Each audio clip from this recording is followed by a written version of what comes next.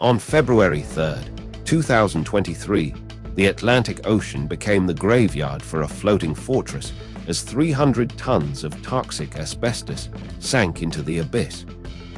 This was not a routine decommissioning, but the violent scuttling of the aircraft carrier Sao Paulo, formerly known as Foch, the sister ship of France's legendary Clemenceau. For months, no country on Earth would allow this ghost ship to enter their ports, leaving the Brazilian Navy with no choice but to intentionally sink their own flagship. How did a vessel that once proudly projected power across the globe become an unwanted toxic biohazard? To understand this tragic end, we must unlock a secret hidden beneath her armor plating, a secret born in the height of the Cold War era.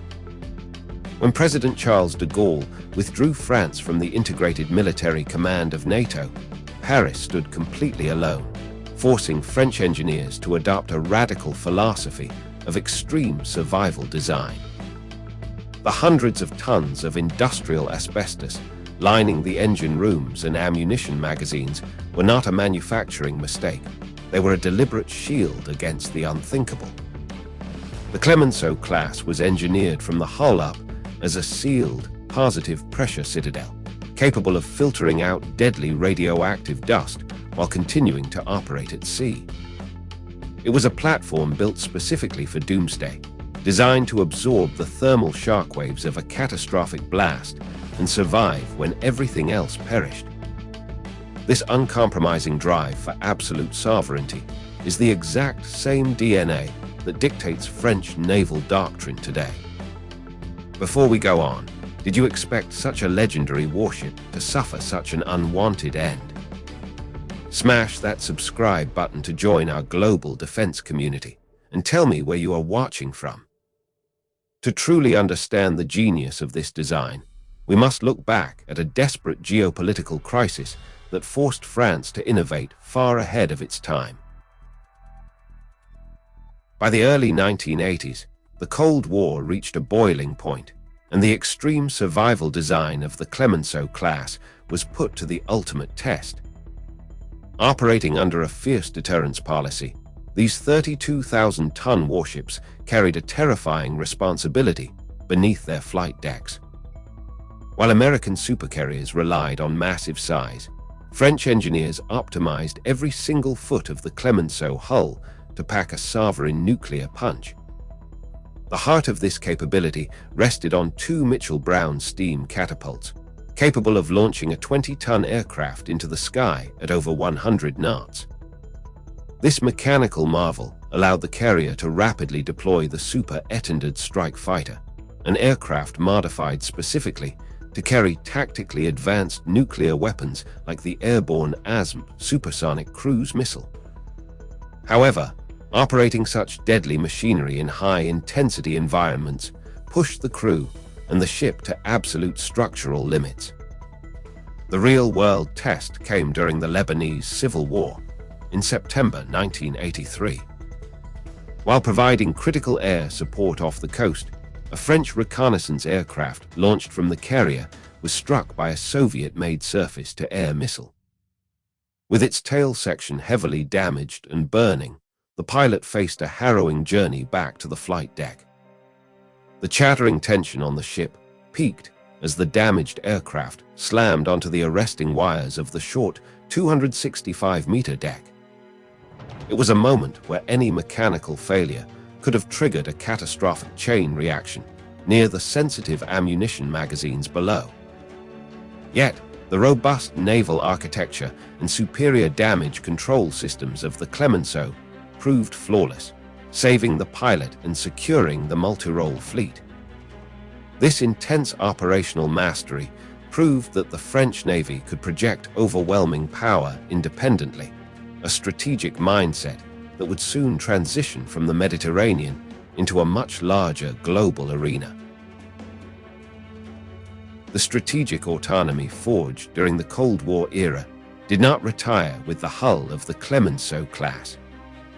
Decades later, that exact same unyielding doctrine was inherited by her nuclear-powered successor, Charles de Gaulle, and thrust directly into the most contested waters of the 21st century.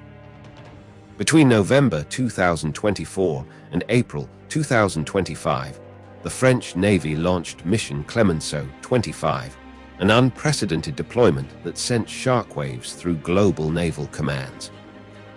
For the first time in over half a century, Paris sent its entire carrier strike group deep into the Pacific Ocean, covering thousands of miles without relying on any foreign military infrastructure. The task force was not merely showing the flag, it was actively testing a revolutionary wartime capability designed for high-intensity conflict. Sailing into the highly volatile South China Sea and the Philippine Sea, the carrier strike group faced constant, aggressive surveillance, tracking between 30 and 40 competitors' ships at any given moment. To survive in this dense, electronic battleground, the French fleet deployed a cutting-edge technological shield. 4 interconnected data hubs, paired with advanced artificial intelligence, were distributed across the escort ships to process information in real time. Before entering regional choke points like the Strait of Malacca, naval tacticians utilized this predictive AI framework to simulate hundreds of undersea combat scenarios, instantly pinpointing potential hostile submarine ambushes and calculating the absolute best evasive maneuvers. Supported by the brand new fleet oiler Jacques Chevier, which proved capable of reloading complex Aster surface-to-air missiles directly at sea, the French carrier strike group demonstrated that its extreme survival philosophy could maintain a synchronized wall of defense anywhere on Earth. This massive projection of power proved to the world that France remains a vital sovereign provider of security, operating completely independent of the strategic umbrella of the United States. This relentless pursuit of independent maritime supremacy reached its definitive milestone just months ago. In March 2026, the French government officially named its future 78,000-ton flagship France Libre, or Free France. This nuclear-powered behemoth, scheduled to enter full operational service by 2038, is designed to replace the aging Charles de Gaulle and carry the nation's defense doctrine deep into the 21st century. Equipped with 2 massive K-22 naval nuclear reactors, France Libre will possess twice the displacement of its predecessor, establishing France as the only nation in Europe capable of operating a heavy aircraft carrier utilizing steam catapults and arresting wires. However, beneath this grand display of national pride lies a profound strategic blind spot that threatens the very core of French sovereign independence. While the original Clemenceau class was a triumph of entirely domestic engineering, from its Indret boilers to its specialized armor, the future France Libre is trapped in a dangerous technological compromise. Because France can no longer manufacture heavy aircraft launch machinery, Paris was forced to purchase the electromagnetic aircraft launch system, an advanced arresting gear directly from the United States defense contractor General Atomics. This single dependency creates an alarming geopolitical vulnerability. If relations between Washington and Paris ever fracture, the United States holds the ultimate veto power over French naval deployment simply by withholding software updates or critical replacement components for the flight deck.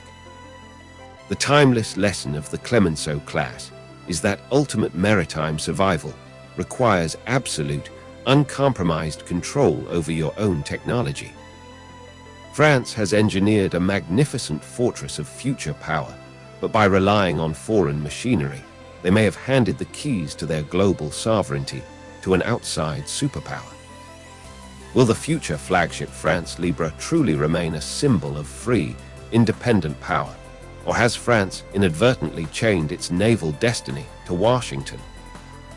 Let us know your thoughts in the comments below.